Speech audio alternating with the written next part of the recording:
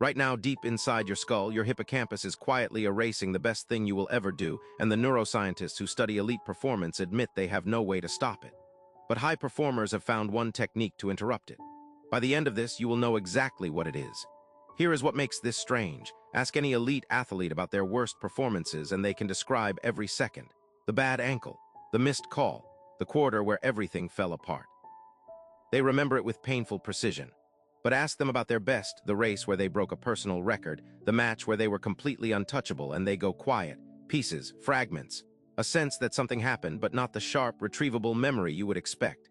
This is not modesty. It is not nerves distorting recall.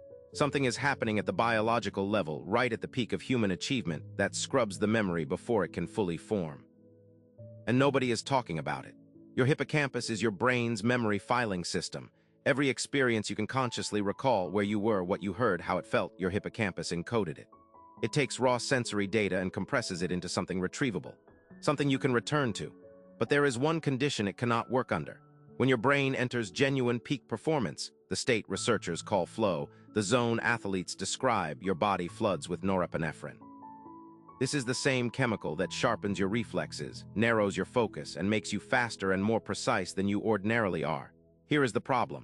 Norepinephrine in high doses does something specific to the hippocampus. It shuts down the encoding process.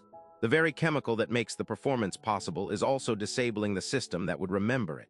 Your hands know exactly what to do. Your body executes at a level that took years to build, but the filing system is offline. The performance is happening. The memory is not. Researchers at Stanford and the University of Amsterdam have studied flow states for 2 decades. They can measure the norepinephrine spike. They can watch on fMRI scans as hippocampal activity drops at the exact moment an athlete peaks. They understand the mechanism completely. What they cannot do is fix it, because the norepinephrine is not a side effect. It is the performance. Suppress it, and you pull the athlete out of the zone. The encoding problem and the peak state are the same thing. You cannot have one without the other. This is what they don't publish in the performance guides, that the very neurochemistry creating your best work is what prevents you from fully owning it afterward. We are getting to the technique that interrupts this. But first, there is something worse.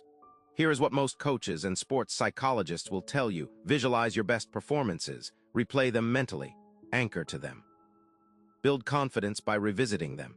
It is exactly backwards. When your hippocampal encoding is already fragile, when the memory of your best moment is a half-formed file, running mental replay attempts actually interferes with what little is there.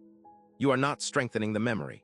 You are overwriting fragments of what actually happened with a reconstruction your prefrontal cortex is generating under calm conditions. The memory you think you are reinforcing is increasingly fictional. Elite athletes who rely on visualization of past peaks are often rehearsing a story their brain invented. The real performance is already gone. And here is the second threat they never see coming. The more vividly you replay the invented version, the more confidently you will misremember the real one. So how do the best performers hold on to it? There is a window, a narrow one. Researchers have found that the norepinephrine spike suppressing hippocampal encoding drops off within 12 to 20 minutes after peak performance ends. The filing system comes back online, but you have to give it something to file. High performers, not coaches, not sports psychologists, but the athletes themselves who work this out, do something specific inside that window.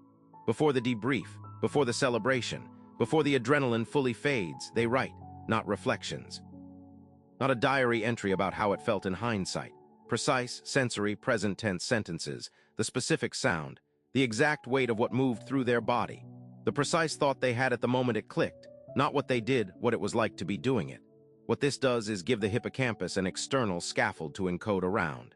The written account becomes a retrieval cue that the brain can attach the fragmented sensory data to. Studies on acute stress recall have shown that structured verbal output in the recovery window dramatically improves later episodic memory formation. They are not reliving the performance. They are building the file the hippocampus could not build while it was happening. You do not have to be an athlete for this to apply to you. Anytime you do something at the edge of your capability, a presentation, a difficult conversation, a creative problem solved under pressure, that same norepinephrine spike is erasing it in real time. Set a timer for 15 minutes after. Find something to write on. While your body is still warm from the effort, describe it in first-person, present tense, sensory detail. You are filing the memory before the window closes, but the hippocampus is not the only region doing this to you. There is another structure, one most people have never heard of, that is quietly deciding which of your memories are real and which ones it has silently edited after the fact. And what it rewrites permanently.